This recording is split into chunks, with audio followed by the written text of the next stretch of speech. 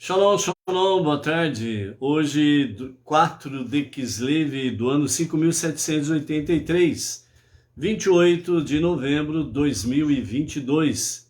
É a tarde com a Torá, trazendo a paraxá da semana e mais a leitura diária. Estamos aí com a paraxá semanal, Vayetse, e partiu, que significa, né, e ele partiu.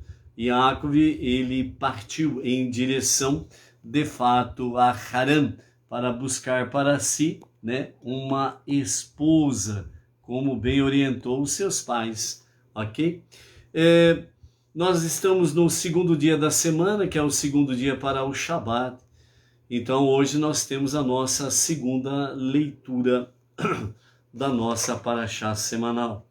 Estamos aí com as nossas preces em favor pelo nosso Brasil e para o nosso povo brasileiro, o nosso irmão brasileiro, a nossa pátria, o nosso povo, para que sejamos realmente, né, todos, sejamos devidamente protegidos pela destra daquele que é único e poderoso para ouvir, responder e dar realmente as bênçãos que nós precisamos.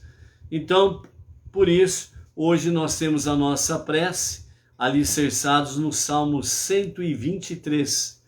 O Salmo 123 que nos mostra uma realidade que nós estamos vivenciando nos dias de hoje, né, nesses últimos tempos, o perigo de colocarem um tapete vermelho no nosso país e o povo perder a sua liberdade em todos os níveis. Liberdade de expressão, de ir e vir, liberdade religiosa, né? Manifestar livremente o seu credo ou a sua fé, né? Então, o Salmo 123 traz para nós realmente que, diante dos perigos, diante das ameaças, diante de inimigos poderosos, né? Então, o Salmo 123 nos ensina que somente Deus pode nos ajudar. Por isso, de fato, quando falamos Deus acima de tudo e acima de todos, significa exatamente que Deus está acima de toda e qualquer situação, que Ele está no controle realmente de todas as coisas. A princípio, né? A princípio, nós podemos, né, por uma falta de uma sensibilidade mais espiritual, muitas vezes as pessoas acham que o perverso, o iníquo, o mal está vencendo. Então, muitas vezes parece que as coisas não vão dar certo, né? O bem não vai vencer, a luz não vai vencer, parece que Deus não vai vencer, né? Então é necessário que nós estejamos conectados com a realidade bíblica e espiritual. Por isso nós precisamos ter sensibilidade espiritual. Vejam bem, um exemplo para antes de fazermos essa prece com a recitação do Salmo 123, um exemplo para você poder ficar conectado com esta realidade. Há pessoas que passam por certos tipos de problemas e ficam ali envolvidos com aquele problema ou aqueles problemas e não se resolve nada. Por um certo tempo as coisas ficam amenizadas, mas daqui a pouco o mesmo problema volta à tona. Então a pessoa fala, normalmente as pessoas falam assim: puxa vida, de novo esse problema? De novo vou ter que passar por esta situação? De novo? Então a pergunta é: por que de novo? E qual é a resposta? Você já sabe a resposta? Você tem a noção dessa questão ou desse seu próprio questionamento? Primeiramente, Deus é tudo, tudo é Deus. Tudo está no controle de Deus. Então, se a adversidade, este mal, este conflito ou essa aflição visitou você, é porque ele permitiu. Deus permitiu. Ok? Então, se Deus permitiu, isso significa que ele está permitindo você passar por aquela situação. A propósito, Deus tem propósito em tudo. Muitas vezes somos nós que não temos propósitos em todas as coisas e nós ficamos perdidos, né? Como no mato sem cachorro, como diz o velho ditado, não sabe para onde ir, para onde vai. Então, nesse sentido, significa exatamente o quê? Se Deus está permitindo, é porque Ele quer que você passe por essa prova, por esse teste, por essa experiência, para que você passe provado e aprovado para algo melhor e maior. Lembrando que realmente grandes bênçãos, elas estão ocultadas realmente diante de situações adversas, problemas, aflições ou algo semelhante. Grandes bênçãos estão ocultas dentro destas adversidades. E nós precisamos passar por elas olhando para cima, para os céus, para Deus, de onde vem a nossa verdadeira salvação. E quando nós assim o fazemos, então nós passamos provados e aprovados para um nível maior, um nível superior, um degrau a mais. Então Deus vai nos confiando coisas melhores e maiores e mais sublimes para as nossas vidas. Quando isso não acontece, então nós ficamos patinando.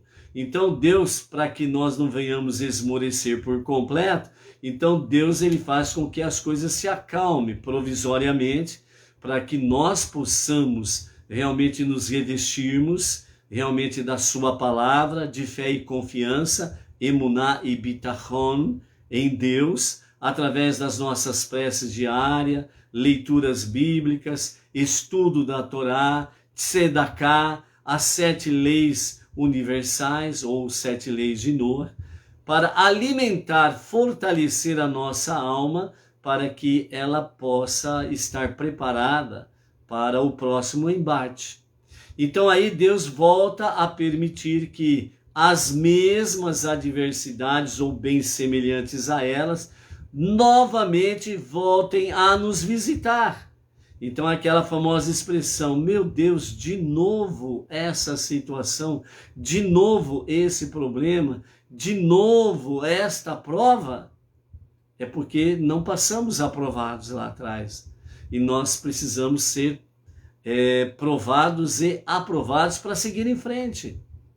Então, nesta sensibilidade espiritual que nós precisamos discernir essa questão toda, é para que nós possamos realmente fortalecer a nossa emuná e o nosso bitachon em Deus, a nossa fé e a nossa confiança em Deus, porque somente dele é que vem a verdadeira salvação e é somente de Deus que vem toda a nossa ajuda. Seja para este problema que o nosso país, a nossa nação está atravessando, seja por tudo isso que o nosso povo, né, o povo de bem está atravessando, né, pedindo realmente que não seja estendido o tapete vermelho em nosso país.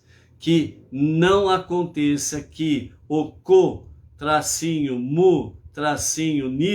né, não venha realmente se estabelecer na nossa nação, porque isso será uma grande desgraça para todo o nosso povo. Então, dentro desse aspecto, amados, é a nossa prece. Nós não estamos lutando por partidos políticos, nós não estamos lutando por político A, B ou C. Nós estamos lutando por valores, princípios bíblicos da vontade divina. E aquele governante que está mais próximo da vontade divina, ele é o favorável. Ele é o instrumento de Deus para que realmente o tapete vermelho não se estenda sobre o nosso país. E é por isso que nos 4 cantos do nosso país, bem como também no exterior, né, o nosso irmão brasileiro, o nosso povo brasileiro está se manifestando não ao comunismo, para que o tapete vermelho não se estenda sobre o nosso país e que a nossa bandeira não vire uma bandeira vermelha. Ponto. Então esse é o objetivo, certo? Para que não percamos a liberdade e nem tenhamos realmente, vamos assim dizer, né? Percamos tudo que é direito.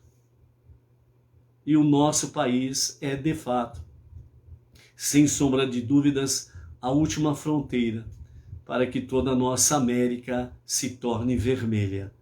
Então a vitória do nosso povo brasileiro ao não comunismo é uma vitória de toda a América. Você está sendo parte desta história. Assim como também aqueles que estão omissos, ou aqueles que são contrários, ou aqueles que se acovardam e se escondem, também você está fazendo parte dessa história, mas infelizmente do lado negativo da história. E aí no amanhã, os seus filhos ou os seus netos vão perguntar para você: o que você fez para que não fosse estabelecido o tapete vermelho no nosso país? Ou então, Deus não permita que a desgraça se estabeleça, e aí então os teus filhos, como a semelhança de países vizinhos, como a Venezuela, os filhos de hoje, né, já há alguns anos, né, estão aí, já acabaram com cachorro e gato, lixo e companhia limitada. Eles perguntam aos seus pais, aos seus avós: o que vocês fizeram para chegarmos neste ponto? Qual será a tua resposta para os teus filhos e os teus netos no amanhã? Então, amados, independente do segmento religioso das pessoas que estão aí há 25, 26 dias, né, na frente dos batalhões, dos exércitos pelo Brasil afora, que estão aí clamando realmente, né, para que as Forças Armadas salvem o Brasil do comunismo. Então, amados, nesse sentido aí é a nossa luta. É nesse sentido. Porque isto vai afetar, Deus não permita que se estabeleça tal desgraça no nosso país, afetará todas as pessoas, seja de direita, esquerda, de centro, de baixo, de cima, seja os omissos, os covardes, os que ficaram em cima do muro, os que batalharam, os corajosos, os destemidos e companhia limitada, todos serão afetados, como também todos serão, no bom sentido, afetados com a vitória e o não estabelecimento do tapete vermelho no nosso país. Por isso, a estes amados que estão no front, né, toda a nossa reverência, todas as nossas preces, todas as nossas bênçãos, para que tenham a proteção divina, para que tenham cada vez mais temor aos céus, eleve cada vez mais o seu clamor a Deus, aquele que é único, que está acima de tudo e de todos, e tenha realmente as bênçãos e o favor do soberano, o único Criador, o único Deus, o único Redentor, o único Salvador, em favor de cada uma destas pessoas, em cada uma destas famílias que estão aí reunidas neste sentido aí. Então, né, a todo o povo brasileiro que estão nesse fronte, que sejam abençoados com as mais ricas bênçãos de Deus, para que o Deus de Israel, o Deus dos 5 primeiros livros da Bíblia, aquele que diz, eu sou, e só ele pode dizer, eu sou o que sou, que seja realmente a sua destra de poder, de misericórdia, de bondade, de benevolência, estendida sobre todo esse povo, para que possam realmente serem guardados como a retina dos olhos de Deus, e possamos juntos desfrutarmos das vitórias realmente para a glória do único Deus, né? Em especial estamos aí, né, enviando essas bênçãos, né, ao povo que está nas principais capitais do nosso estado, que tenham estas bênçãos, né, e a nossa região, né, o nosso povo que está aqui em Bauru, o nosso povo que está aqui em Pirajuí, né, nesse desafio aí grande, mas se é grande a batalha é porque a vitória é muito maior ainda. Então, a todos, incluindo o nosso povo aqui de Bauru e região, ao nosso povo aqui de Pirajuí, que estão aí diariamente também fazendo as suas reuniões, que sejam estas bênçãos sobre as vossas vidas, com a recitação em forma de prece do Salmo 123, que assim diz: um cântico de ascensão, elevação. Elevo meus olhos a ti, que nos céus habitas. Por isso é importante erguer os olhos para os céus e buscar em Deus realmente a proteção, a ajuda e o socorro e a salvação. Elevo meus olhos a ti nos céus que habitas, assim como se fixam os olhos dos servos na mão de seus senhores, ou das servas nas mãos de sua senhora. Voltam-se nossos olhos para o eterno nosso Deus, e nele permanecerão fixos até que de nós se compadeça. Compadece-te de nós, ó Eterno, concede-nos tua compaixão, pois estamos exaustos de suportar tanta vergonha, opróbrio. Nossa alma está saturada de sofrer escárnio dos faltosos e desprezo dos soberbos. Por isso, ajuda-nos, Senhor. Que estas palavras sirvam de ajuda, consolo, conforto, fortalecimento, para que juntos possamos obter a vitória final. Para que juntos possamos cada vez mais estarmos confiando em Deus. Para que juntos possamos cada vez mais estarmos firmados nas 7 leis universais que nos levam constantemente à presença divina e a transformar o mundo para ser um mundo melhor. Para que juntos nós possamos aí estarmos cada vez mais levando o conhecimento do monoteísmo com fundamento judaico e orientação rabínica, para que mais e mais nós possamos juntos estarmos transformando este mundo para ser a moradia de Deus. Baruch Hashem. Então é isso daí, amados. Vamos em frente nessa nossa jornada que nós temos aí pela frente, ok? Fixando, né, que nós estamos aí dentro dessas nossas realidades, né? Estamos no mês de Kislev, e nesse mês de Kislev nós temos aí o acendimento, a festividade das luzes, que é a festividade de Hanukkah, né? A festividade das luzes, que é exatamente a vitória da luz sobre as trevas, a vitória do bem contra o mal, a vitória dos poucos contra os muitos, a vitória dos mais fracos contra os mais poderosos. É a vitória de Deus contra toda e qualquer negatividade por aí afora vai, ok? Então, por isso, firmados nos 7 princípios ou nos as 7 leis de Noah para as nações. Primeiro, proibição de idolatria, direcione sua espiritualidade, adoração, suas preces, seus pedidos de socorro e ajuda a Deus que está acima de tudo e de todos. Segundo, proibição de blasfêmia, respeito e reverência ao Criador. Terceiro, proibição de assassinato e sabotagem, proteja a santidade da vida humana. Quarto, proibição de ter relações sexuais proibitivas ou impróprias, né?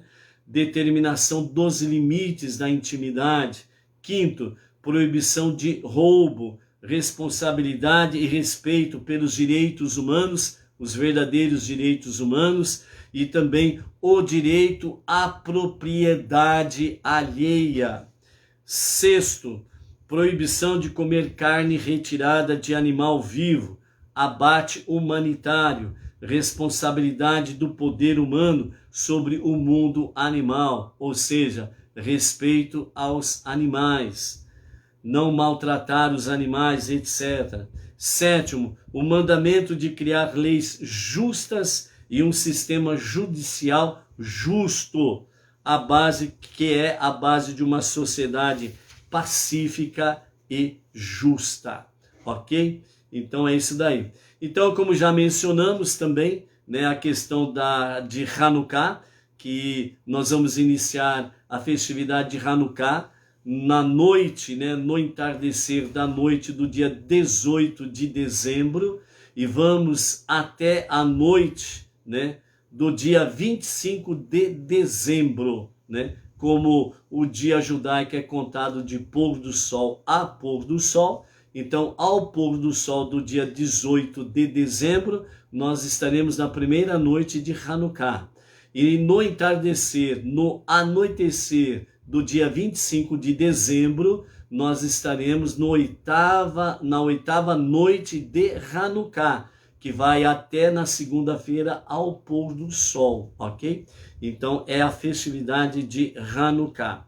Uma das grandes características da festividade de Hanukkah é que, por exemplo, né, os comeretes, né, os quitutes, né, de Hanukkah, é tudo à base de óleo, né, que representa realmente a fonte de luz, né, que o azeite era o que mantinha as luzes do candelabro de 7 braços aceso no templo, no Beit Hamikdash, lá em Jerusalém, ok? E uma das iguarias, né, principais da confraternização de Hanukkah é o famoso sonho, né? Aquele sonho que ele é frito, né, à base de óleo, e ele é recheado, né, ou de goiabada, ou de creme, ou algo semelhante, né? Então o sonho é a grande iguaria de Hanukkah, que no hebraico se chama Sufigania, né? É o sonho, que é o que representa essencialmente o milagre do jarrinho de azeite, ok? Nesses 8 dias de Hanukkah, né, tem uma brincadeira que se faz ali, principalmente com criança, mas os adultos também aproveitam, né? A brincadeira do Sevivon, que é o peão, né?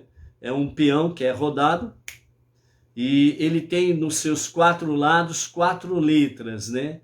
O Nun, o Gimel, o Rei e o Shin, né? Que formam a palavra, né? Que essas 4 letras, elas formam as palavras Nes Gadol Hayasham. Nes Gadol Hayasham, que significa houve lá em Jerusalém um grande milagre, né? E para aqueles que estão dentro de Israel, dentro da terra de Israel, então aí acontece que a letra Shin, ela é substituída pela letra Pei, né? Que ela traz a palavra po. Então fica, né? Houve aqui um grande milagre. Então por isso que a letra Shin é substituída pela letra Pei, né? Que é po, aqui. Então houve aqui um grande milagre, né? Então, segundo os nossos mestres, a origem do peão Sevivon, ele tem a sua origem em Roma, tendo em vista que os judeus que se encontravam em Roma, eles eram proibidos, né, de ensinar Torá, né, viver uma vida estilo judaica, né? Então, nesse período, o peão, o Sevivon, era o motivo de brincadeira, e com essas 4 letras, né, se contava a história de Hanukkah, né? Então, quando os soldados romanos chegavam onde tinha a roda dos judeus e as crianças ali, então eles olhavam e viam que eles estavam brincando com peão, e eles não entendiam nada, né? Então eles continuavam a jornada dele, né, dos soldados, né, sua jornada, e deixava ali o grupo sozinho. E então, eles estão brincando de peão aí, né? Mal sabiam eles que eles estavam relatando a história de Hanukkah, ok? Também, né, nesse período aí costuma-se, né, distribuir às crianças, né, dinheiros para tzedakah, para praticarem atos de bondade, atos de justiça, de caridade, de ajudar pessoas menos favorecidas. Também nesse período é um período que se faz presentes, né? Os amigos trocam presentes entre si, né? E faz com que esses dias sejam dias de alegria, né? Porque é a vitória da alegria sobre a tristeza também, como já mencionamos aqui outros aspectos, né? A vitória da luz sobre as trevas, do mal sobre o bem, da liberdade sobre a ameaça de escravidão e assim sucessivamente. Baruch Hashem. Vamos então adentrando agora a nossa segunda aliá, que está no capítulo 29 de Bereshit Gênesis, e nós vamos do verso 1 até o verso 17, ok?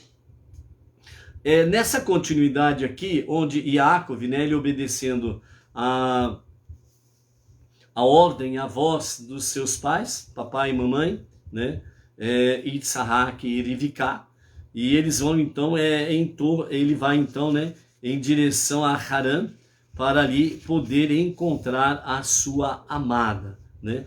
É interessante que, segundo os nossos mestres, nos fala pelo Talmud, né, que quando Rivká, a mãe de Yaakov, estava instruindo ele sobre a questão, né, para que ele fosse à terra dos seus parentes, né? Então, segundo os nossos mestres, diz que Rivká, ela disse para Yaakov assim: sei onde você irá encontrar a sua futura esposa.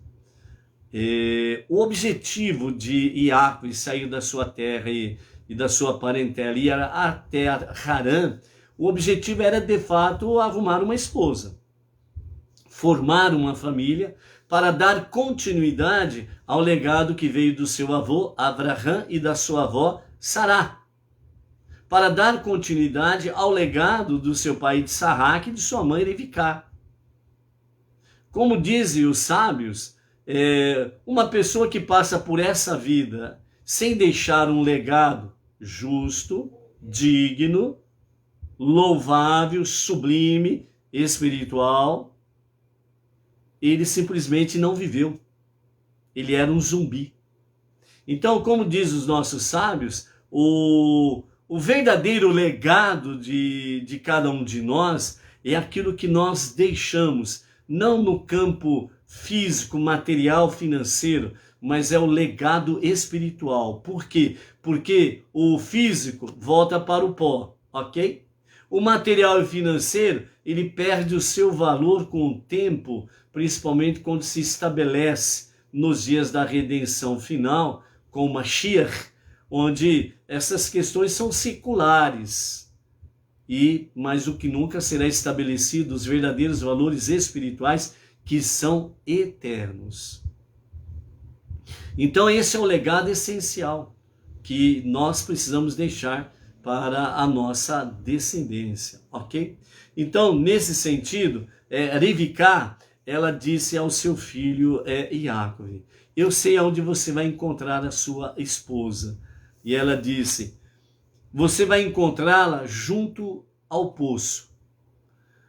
Se você vir uma moça junto ao poço que é filha de meu irmão Lavã e se parece comigo, é a moça com quem Deus deseja que você se case.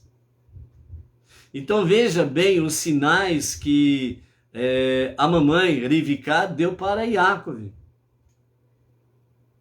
Então, o cuidado da mãe para com o filho independe da sua idade, ela vai sempre ter esse carinho. É sempre o filhinho, entendeu? Então, foi isso que disse Rivká ao seu filho Iácov. Eu sei onde você vai encontrar a tua esposa. Ela vai estar junto de um poço. Você vai encontrar ali, junto ao poço. E além disso, quando essa moça estiver junto ao poço, primeiro detalhe, primeiro sinal. Segundo sinal, ela é filha do meu irmão Lavã. Terceiro sinal, ela se parece comigo. Ou seja, quando ele olhasse para a sua pretendente, que nós vamos ver aí, né, a partir de amanhã, mais detalhadamente, né, Rachel. Então nós vamos ver aí que Rachel, ela também tinha uma aura, ou seja, ela tinha uma presença espiritual que Iácov iria discernir. Não era só uma questão física, mas era uma questão mais essencial, espiritual. Então ela se pareceria com a sua mãe, na sua aura espiritual, e também traços físicos semelhantes à de sua mãe.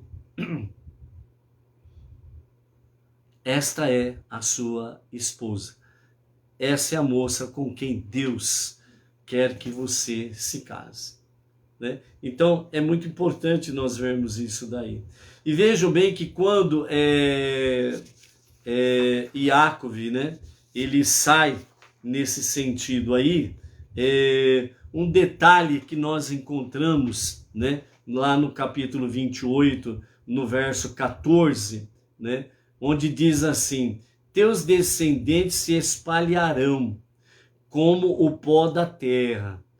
Tu te estenderás para o oeste, para o leste, para o norte e para o sul.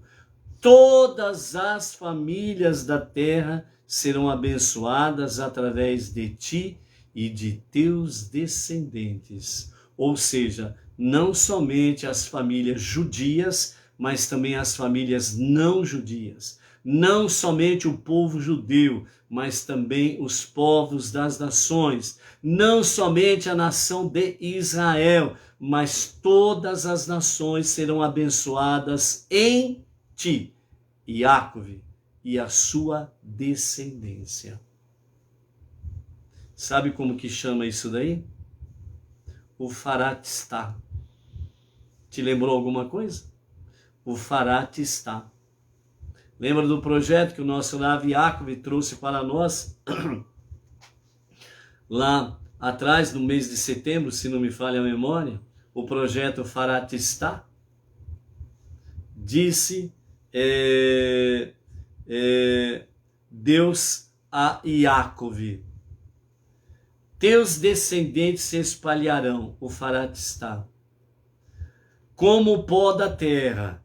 Tu te estenderás, o Faratistá, para o oeste, para o leste, para o norte, para o sul, e todas as famílias da terra serão abençoadas realmente através de ti.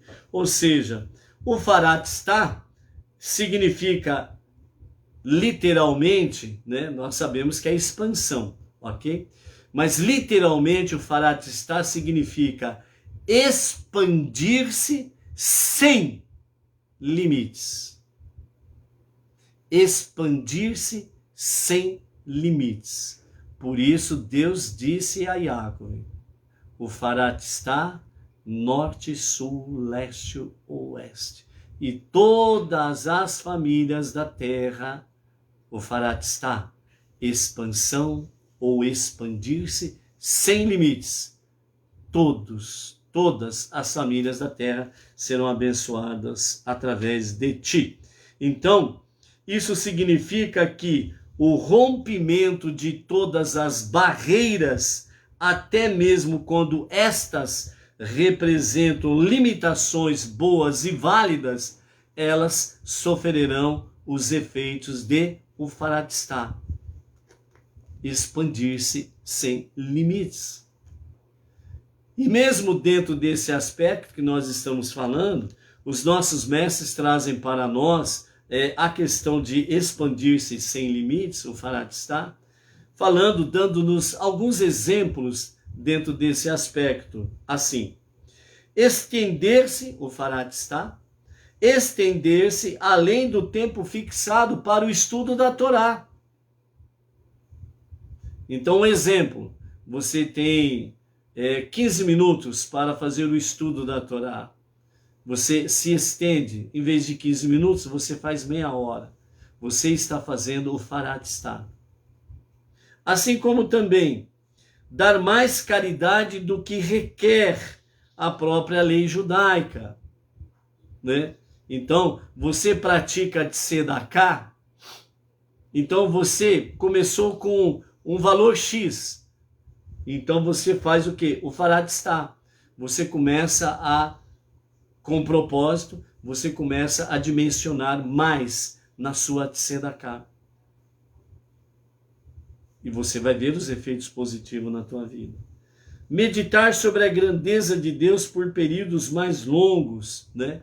Fazendo o quê? Os estudos, né? Livros de estudos, que trazem uma reflexão sobre Deus, sobre a obra divina, né? Então, você vai aí fazer uma reflexão sobre esses livros de estudos que ajudam a aprimorar o nosso conhecimento de Deus através do estudo da Torá.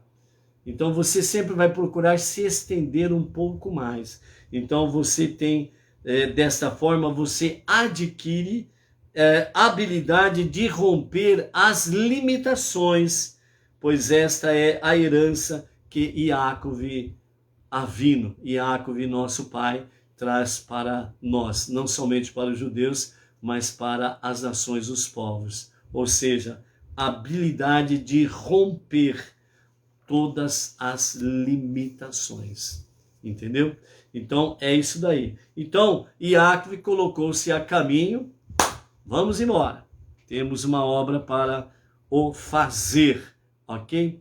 Então, como nós vimos ontem, antes dele chegar lá no seu destino, na casa de Harã, né, ali onde estava o seu tio sogro, que seria no futuro sogro também, né, mas do seu tio, né, Lavã, para o encontro da sua amada. Né? Então, nesse trajeto, segundo os nossos mestres falam através da Mishnah, quando Yaakov, né, colocou-se a caminho, né, para poder, sem sombra de dúvidas, fazer, obedecer à vontade divina e poder chegar ao seu objetivo. Nesse momento, Esav, ele fala para o seu filho, ele faz perseguir o seu tio Yaakov e matá-lo. Mas o filho de Esav, ele também vivia aos pés, né? Realmente do seu avô, Yitzhak, para aprender as sagradas letras. Então ele também era educado dentro do temor aos céus, né? Então por isso ele faz, filho de Esav, ele estava sempre sob a tutela do seu avô Yitzhak. Obviamente, ele aprendeu as sagradas letras e o bom costume, né?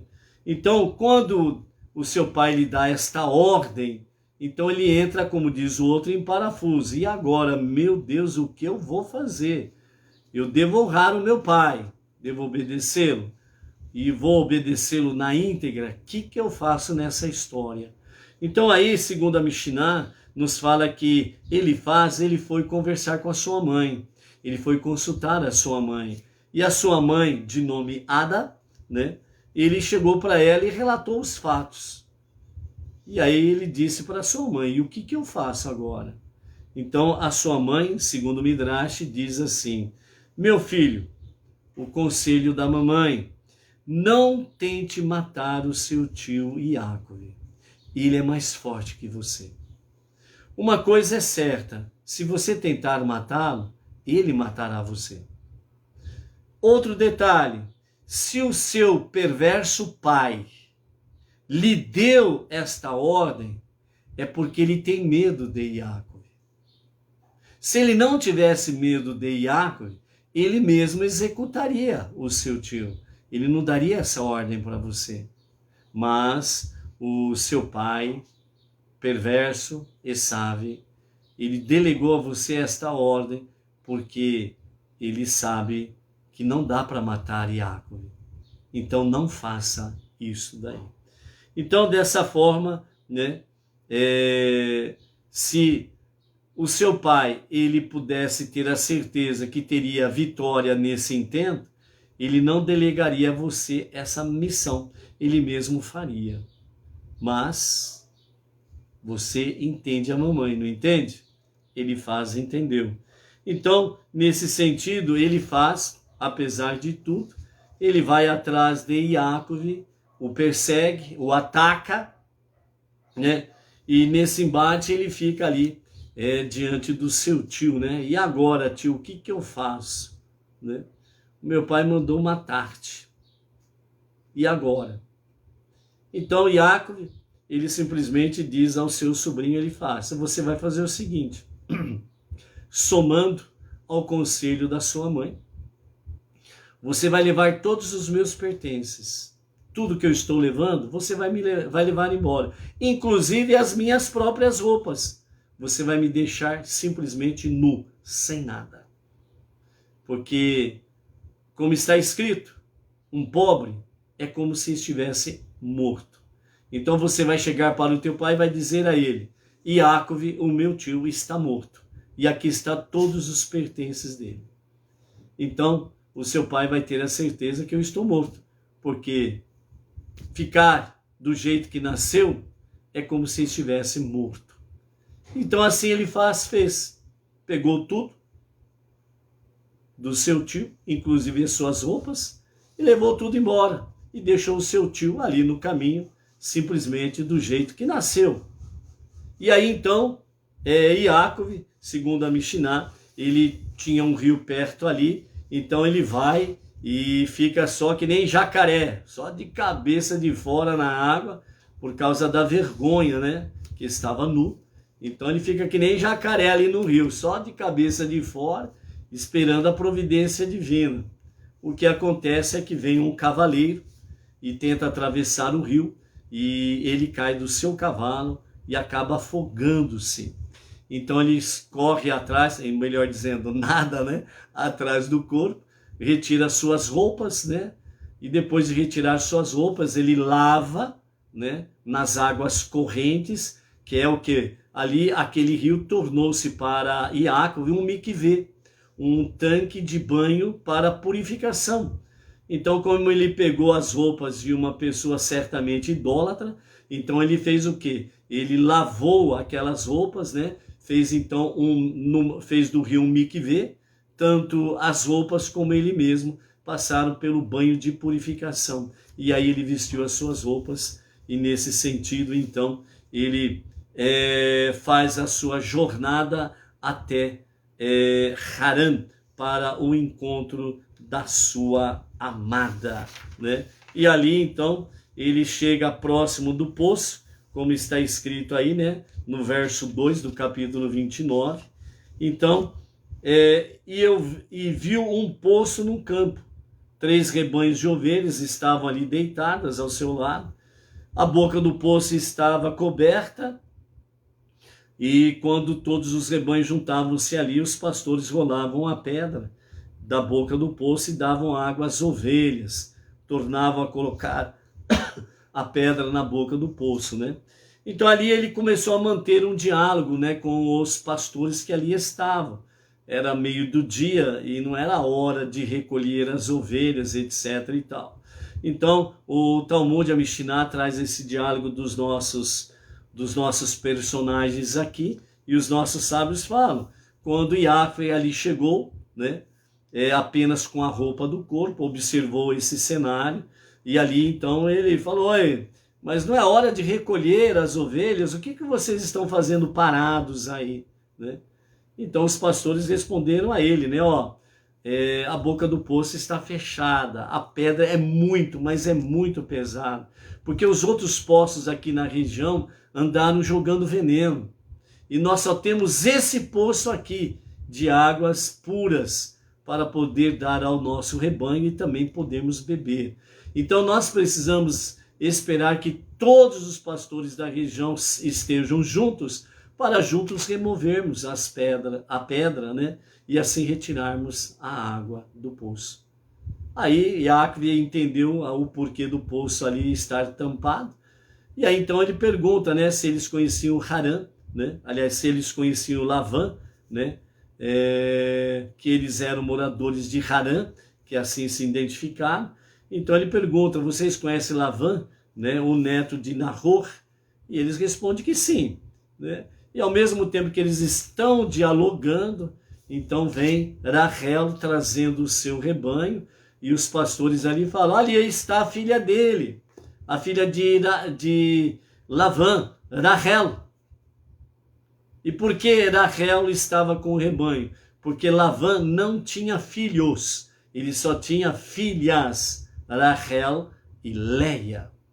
Então, Rachel era o dia dela de estar na responsabilidade da guarda do rebanho de Lavã.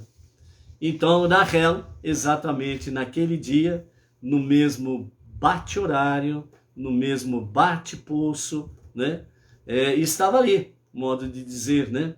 Então, a providência divina, quando nos colocamos em marcha, em obediência à vontade divina, Deus ele faz com que realmente todo o cenário, todo o script faça acontecer de forma que venha beneficiar os que estão no caminho da obediência.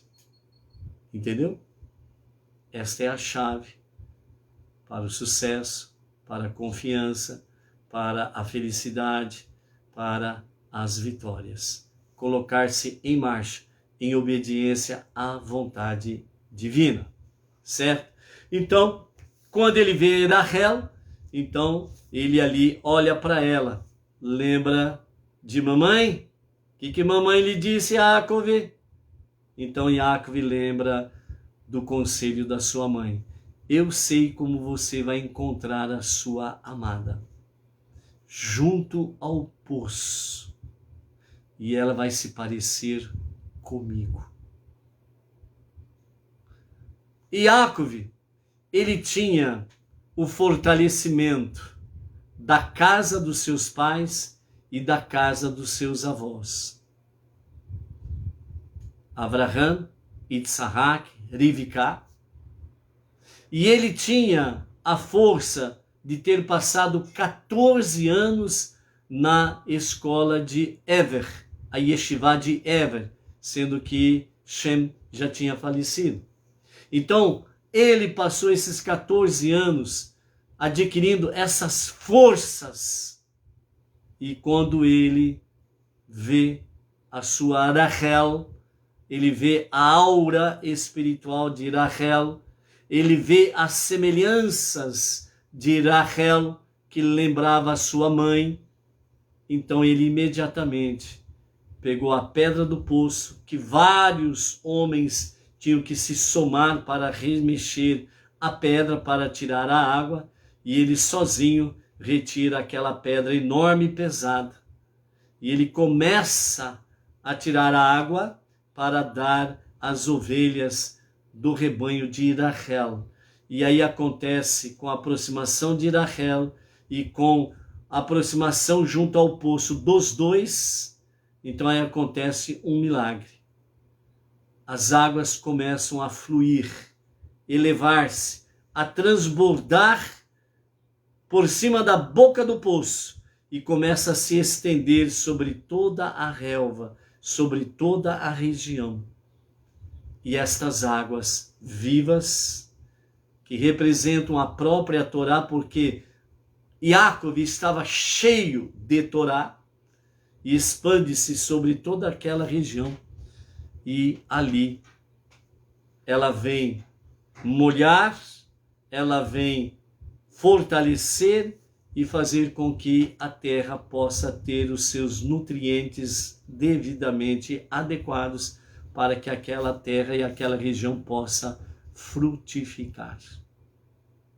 E os pastores ficaram ali, carinha de bobo, é assim mesmo que acontece, né? E assim eles viram tudo isso acontecendo e ele se aproxima de Rachel, se identifica de quem ele é filho. Sou filho de Rívka.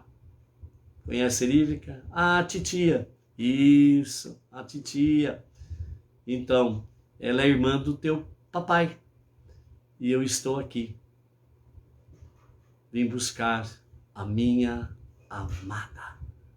Desde então, quando Iacov e Esav nasceram, era do conhecimento das famílias, apesar das distâncias, era do conhecimento das duas famílias, que a filha mais nova de Lavã era para o filho mais novo de Issac. A filha mais velha de Lavã era para o filho mais velho de Issac. Ou seja, Rachel já era prometida para Iacov, assim como também Leia já era prometida para Esav.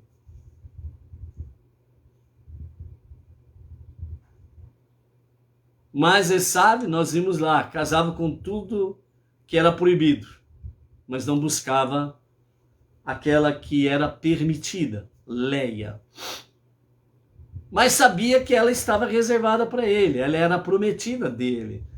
A qualquer momento poderia acontecer. Leia, por sua vez, como havia muitas caravanas que iam e vinham, ela sempre procurava se informar quem era Esav. E aí que estava o problema. Nenhuma boa informação chegava para Leia.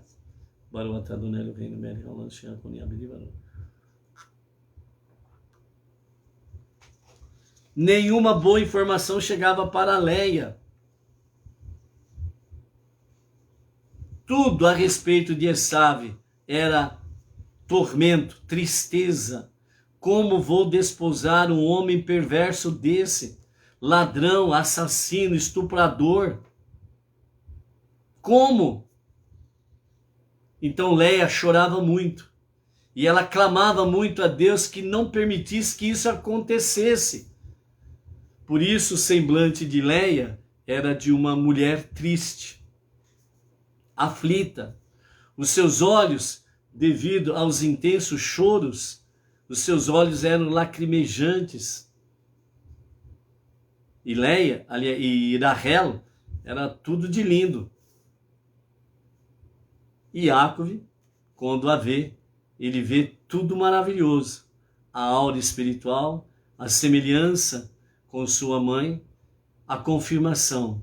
Esta é a tua amada.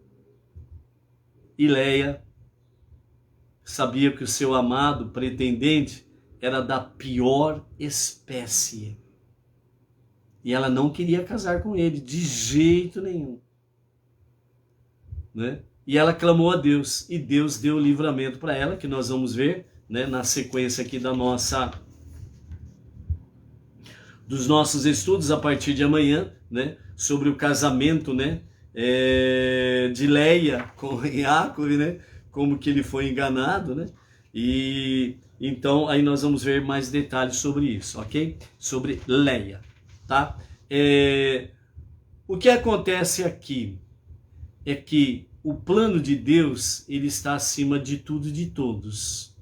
E ele vai acomodando as situações para que as coisas possam fluir de forma natural e as pessoas possam ir se adequando para que as bênçãos sejam realmente preciosas e maravilhosas, ok?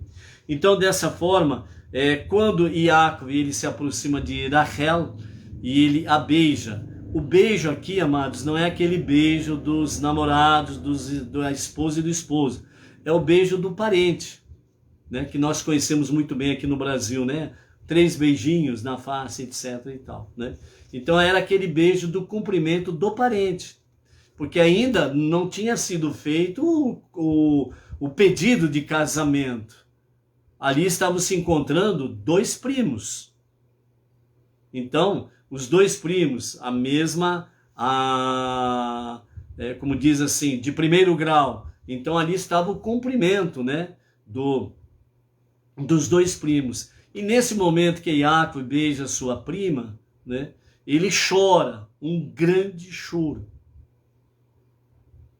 Porque ali ele vê, numa visão profética, né, pela revelação da Ruach HaKodesh, o espírito de profecia da parte de Hashem. Então, ele realmente vê que Rachel, ela morreria muito jovem e ela não seria sepultada junto com ele. E por isso ele chora muito, muito mesmo, né? Nesse momento ele tem essa visão profética nesse sentido aí. E depois, né, nós temos aí a respeito do versos 13 até o verso 17, onde nos fala aí sobre a questão, né, em que Rachel, ela corre para casa, ela leva, né, Yaakov e o rebanho para casa, e ali, né, então ela corre para contar as novidades, né, dos acontecimentos. Lavan escuta, né, Rachel falando sobre essas novidades que ela estava contando para sua mãe, tendo em vista que o seu pai Betuel tinha morrido. E então ela contando para sua mãe, chegou aí um parente nosso, filho de Isaac, neto de Abraham, que está aí fora. E ele está aqui, né, na nossa casa, fazendo uma visita, né? Então, naquele momento, Lavan, que era muito egoísta, muito avarento, né, muito amor ao dinheiro, à riqueza, etc. e tal, muito escravo destas coisas. Então, ele rapidamente corre para lá. Ele lembra do servo de Abraham, Eliezer, que foi buscar ali, né, Rivka, para casar com o filho de Abraham. E agora estava ali o neto de Abraham. Se o servo de Abraham, Eliezer, veio com 10 camelos, com muita riqueza, então certamente Yaakov estava ali atrás com muitas riquezas, né? E ele não tinha falsa modéstia, não, ele era avarento mesmo. Ele queria realmente tomar posse como diz outro, né? Ali foi trazer ali como diz ali, né? Esqueci a palavra, meu Deus do céu, né? O dote, aí, lembramos, o dote da noiva, né?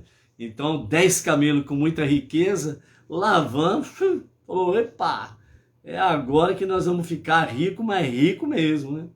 E quando ele sai lá, na frente da sua casa, vê Yaakov, sozinho, com uma roupa que não era aquelas coisas, né?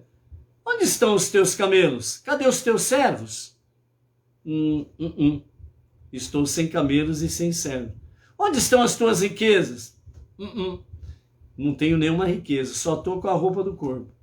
Lavan falou, esse rapaz está querendo me dar o golpe, né? Ou seja, acuse-os do que você faz, né? Então esse é o detalhe. Então, aquilo que ele faz, ele achava que o outro fazia também.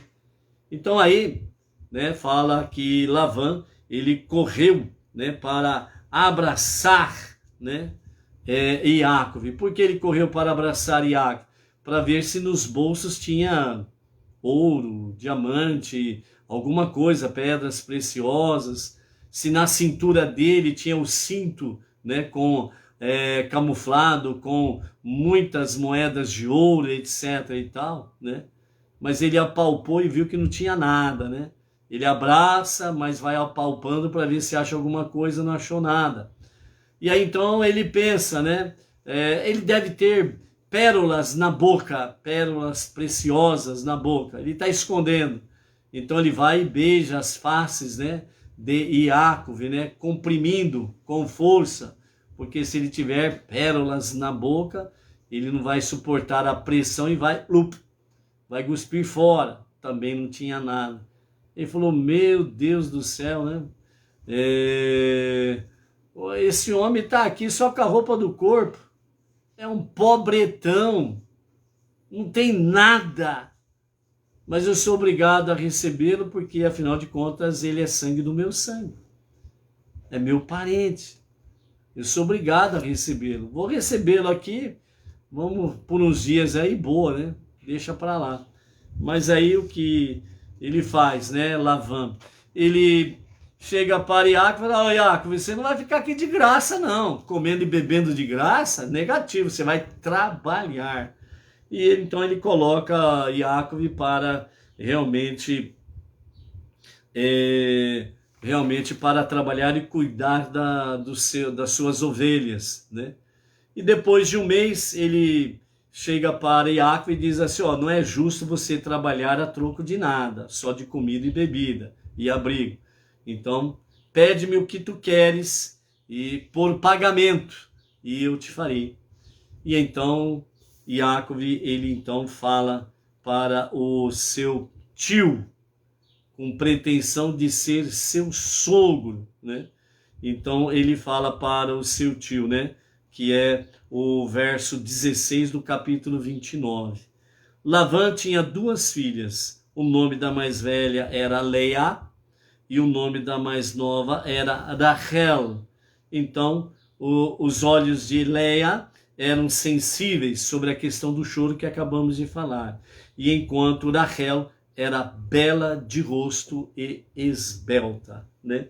Então, aí é que vai entrar o pedido, né? O que ele vai dizer para Lavan, o que ele vai responder para Lavan. É amanhã que nós vamos saber, ok? Hoje nós vamos ficar aqui para finalizarmos, né? A fonte da confiança e da alegria, baseado em tudo isto até aqui. Amanhã vamos continuar a história de Iacov, Rachel e Leia, né, ou Leá, para ver o que acontece aí. Então, o nosso Rebbe Menahem Mendel, o líder máximo da nossa geração, e também o Tzadik, o justo da nossa geração, sobre o tema até aqui desta segunda aliá, ele nos fala sobre a fonte da confiança e da alegria, né? Então, apesar de Iacov, né, estar no caminho para ingressar em um ambiente espiritualmente perigoso, que é a casa de Lavan, a sua alegria em cumprir a sua missão, ela estava voltada para Deus. Então, a sua confiança e a sua alegria, ele não estava olhando para a negatividade do terreno que ele ia pisar. Ele não estava olhando a negatividade espiritual da casa de Lavan. Ele estava olhando para algo que é maior, que é mais sublime. O que é? Cumprir a missão divina. Então, muitas vezes você está triste, muitas vezes você está aí acabrunhado, taciturno, né? Você está enrolado com você mesmo, né?